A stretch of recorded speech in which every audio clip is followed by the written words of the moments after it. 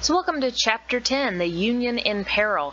This chapter is going to cover the extremely tumultuous decade of the 1850s, in which we will see the slavery question be further and further pushed to the center of national politics, to to go from that sort of a fringe movement, sort of something that popped up here and there that was kind of weighing on the back of everyone's minds, but not something that was like causing, huge major national issues except for every now and again, but seeing that go from something that was kind of a minor issue, of course, to the issue, to where by the end of this decade, by 1860, we see the beginnings of secession and the outbreak of the Civil War.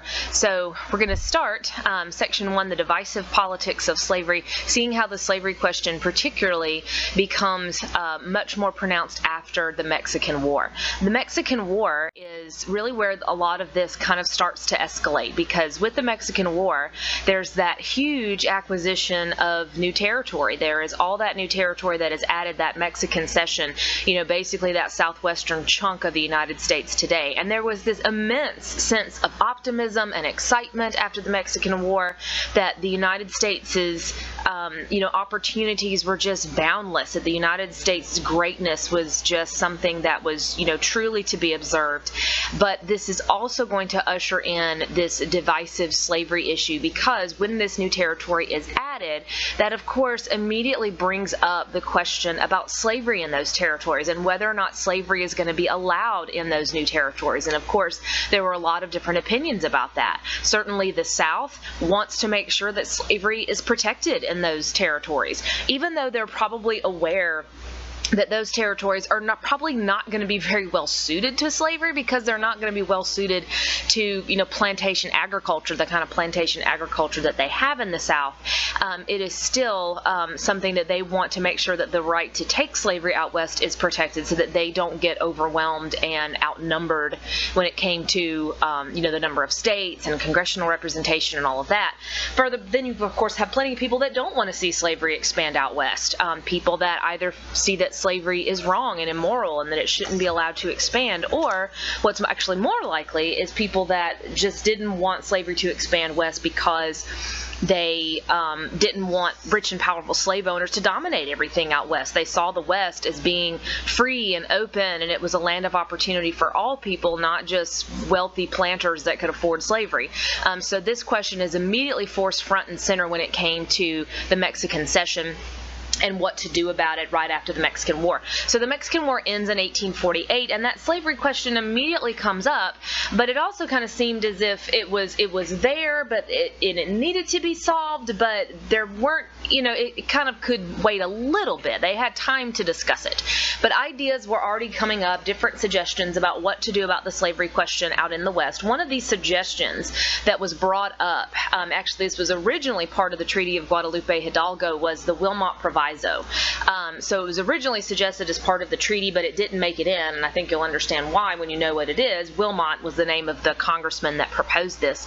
The Wilmot Proviso would have banned any slavery from any territories gained from Mexico in the Mexican War. So in other words, if that had passed, this does not end up becoming part of anything, it doesn't pass, but this would have banned slavery from the Mexican cession outright. But of course, it doesn't make it into the treaty because Southerners object to it, and it doesn't get passed any other way because Southerners object to it. So that automatically, this whole debate over this Wilmot Proviso is kind of what pushes the slavery thing, front and center. It shows that this is a question that's not going to be easily answered. It shows that it's a question that's going to be very difficult to answer, and it also means this is something that they can't really put off. Now it's been brought up, and the controversy is there, and so they're going to have to come up with something.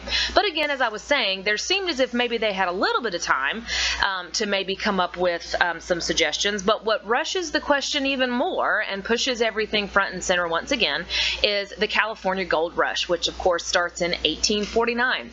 The California Gold Rush, which I'm sure you have heard of, beginning in 1849, when California, which is now a U.S. territory after the Mexican War, and gold is discovered there. And so naturally, thousands of people rush out to California over the next couple of years, trying to strike it rich, trying to make their fortune and get rich off of this amazing gold strike. And we call these people that came out to California in 1849 and a few years after, but 1849, when the gold was first found, is where the first big mass rush hits. We call them 49ers. You probably recognize that name from the football team, the San Francisco 49ers, but that is who they are named after. 49ers is referring to those people that rushed out west to California to try to strike it rich to find gold. Well, one thing that means is that California is suddenly hugely populated. It has gone from being very, very sparsely populated to having all these different mining towns and thousands of people out there. And ultimately what that means is that California needs statehood. California is, knocking on the door for admission as a state within a year. So it kind of skips that whole, well, it doesn't really skip it, but their whole territory stage, which in many areas lasts decades. That is very, very quick. And this happened so quickly before even effective government could really be established there. So you had a lot of lawlessness, you had a lot of crime, you had just kind of a breakdown of law and order there because there wasn't sufficient government out there to really govern California. So they're quickly organizing California to be admitted as a state because they immediately have the population requirements, and that brings up a big question, a big national crisis. Now that California is applying for statehood, that brings up the question about, okay, what about slavery in California? And furthermore, what about slavery in the rest of the Mexican Cession? So now this is something that has to be addressed. So ultimately, what this is going to result in is yet another compromise. I mentioned months ago that we see this pattern now of conflict and compromise, of having a conflict over slavery or perhaps tariffs, although slavery is usually wrapped up in there somewhere, and then some kind of a compromise to work it out. So here's what we have here. This is the Compromise of 1850, obviously reached in 1850, that is going to resolve or attempt to resolve. I use the word resolve very sparingly there, and very hesitantly, and you'll see why. But the Compromise of 1850, reached in 1850, it is, supposed to solve this issue of California, but also the rest of the Mexican Cession as well. So let's take a look at the different things that are included in the Compromise of 1850. All of these things are part of it.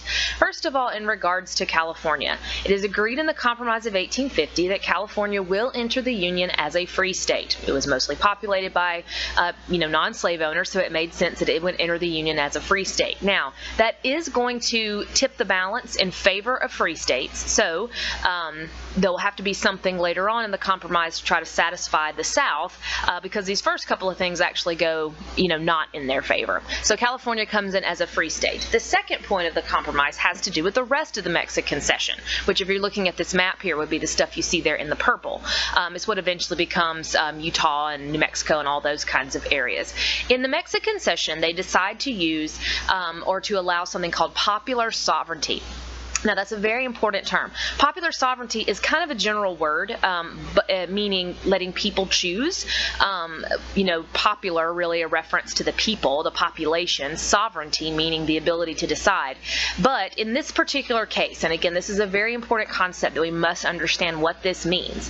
Popular sovereignty was the idea, the concept, that you would allow people living in a territory to decide whether or not to have slavery there. Again, sovereignty meaning the ability to control, the ability to decide. Popular, the people. What is popular? So people that believed in popular sovereignty said shouldn't be up to Congress whether or not slavery should be allowed. It shouldn't be up to whatever. It should be up to the people that live there, and the people that go into a territory, eventually they should have the ability to take a vote and decide whether or not they want to have popular sovereignty, to have slavery.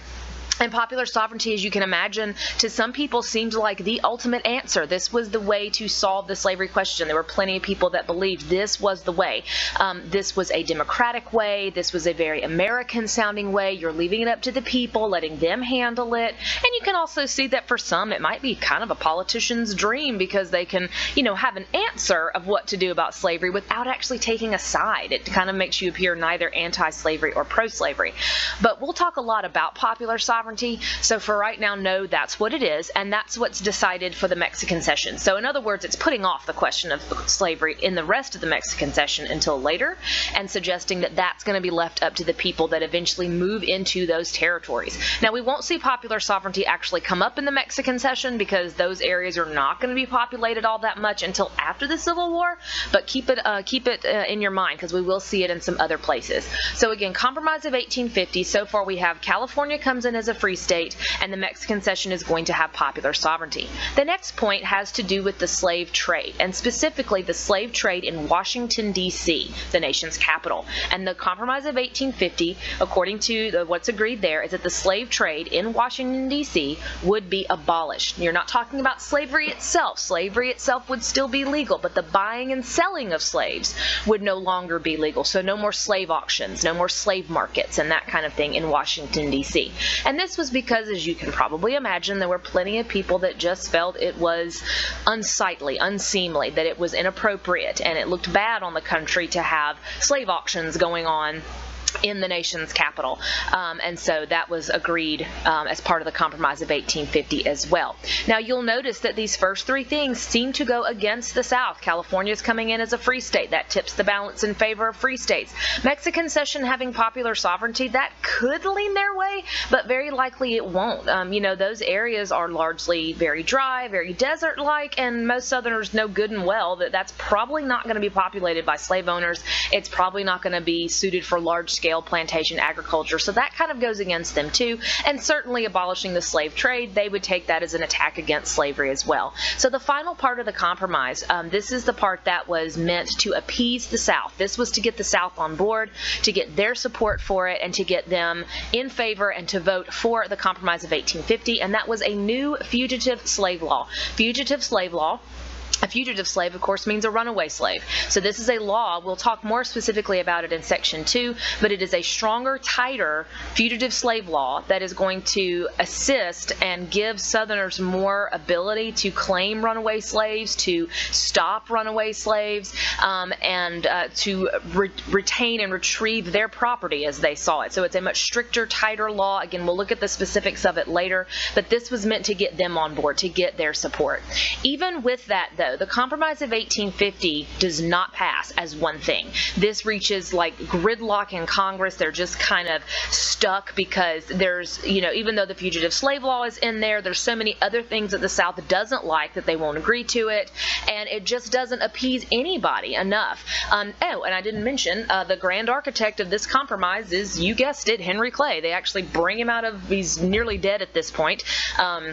They bring him out from near retirement from his sick bed in Kentucky and, say, we need your help, man, on this one. So he is the one who comes up with it to begin with, but the compromise won't go through, and Congress debates and argues about it all summer of 1850 long. The president at the time, Zachary Taylor, did not support it, and so it's just kind of stuck in a gridlock. A few months later, it does eventually get through, obviously. The person, while Henry Clay came up with the compromise, the individual that gets credit for passing the compromise, for finally getting it through Congress, is Stephen Douglas. Stephen Douglas is someone you need to get to know because we're going to talk about him a lot throughout the 1850s. He becomes one of these big figures of the 1850s. Stephen Douglas is a congressman from Illinois, and he is a big supporter of popular sovereignty. When you think of Stephen Douglas, think of him as the champion of popular sovereignty for so long. That is sort of his answer to the slavery question, and he truly does believe that that's the best and the most democratic way to solve this.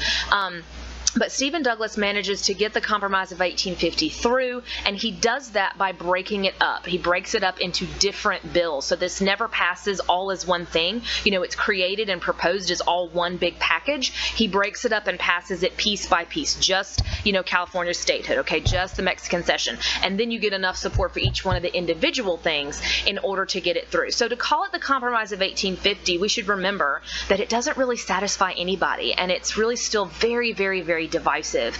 And everybody's mad about something. People might be happy about some things, and we'll also notice that this compromise is not going to last very long. This is 1850. We are a mere 10 years away from the outbreak of the Civil War, so this isn't going to last very long at all. And this also sets into motion lots of different things that are going to take place throughout the 1850s that are going to further agitate the slavery question and further bring this debate to a boiling point, particularly that fugitive slave law. We're going to look at that in the next section, how that's really going to inflame some tensions. So fasten your seatbelts. We're about to see things really get heated up and see this slavery question become something that was completely unavoidable. The Compromise of 1850 is kind of setting that all into motion now.